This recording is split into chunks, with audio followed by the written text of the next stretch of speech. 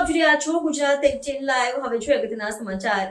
શિનોર તાલુકાના માલસર રશા માધવ સેતુ બ્રિજને જોડતો વડિયા તળાવ જવાનો મુખ્ય માર્ગ અતિ બિસ્માર હોવાથી વાહન ચાલકો તથા રાહદારીઓ પરેશાન। શિનોર તાલુકાના માલસર રશા બ્રિજ ભરૂચ જિલ્લાના ઝઘડિયા તાલુકાના વડિયા તળાવ અતિ પૌરાણિક મંદિર ભાતીજી મહારાજના દર્શનાર્થે મોટી સંખ્યામાં લોકો આવતા હોય છે, જે માલસર રશા બ્રિજથી વડિયા તળાવ જવા માટે અતિ બિસ્માર બની ગયેલા રોડ પરથી રાહદારીઓ તેમજ વાહન ચાલકોને ભારે હાલાકી ભોગવવી પડે છે।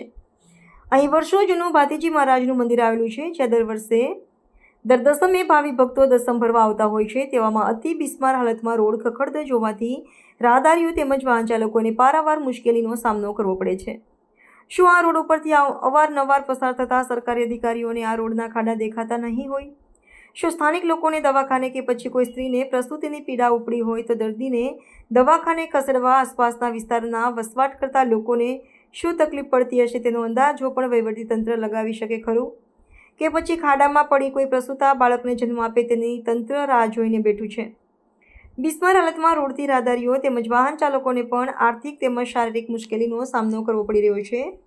બિસ્માર હાલતના રોડને લઈને કોઈ મોટો અકસ્માત સર્જાય તો જવાબદારી કોની? વહેલામાં વહેલી તકે લાગતા વળગતા સરકારી બાબુઓ આ બાબતે ધ્યાન દોરે તેવી સમગ્ર પંથકમાંના લોકોની લોકમાંગ હાલે તો જોર પકડ્યું છે। રમેશભાઈ અંબાલાલભાઈ વસાવા, પાણેતા, તાલુકો ઝઘડિયા, જિલ્લો ભરૂચ। અમે સિનોર જવા માટે નીકળ્યા છે, પણ આ રસ્તો એટલો બિસ્માર છે, કઈથી બાઇક બી જતી નથી। સિનોર અસાથી ઉમરલાથી સિનોર સુધીનો રસ્તો એટલો ખરાબ બિસ્માર છે કે બાઇક પણ જતી શકતી નથી। વરસાદ પડે તો અમારે અહીં આગળ તાહીમાન થઈ જવું પડે છે, અને દર દસમે અહીંયા મેળાનું આયોજન કરવામાં આવે છે, તો ભક્તોને તો બહુ તકલીફ પડે છે।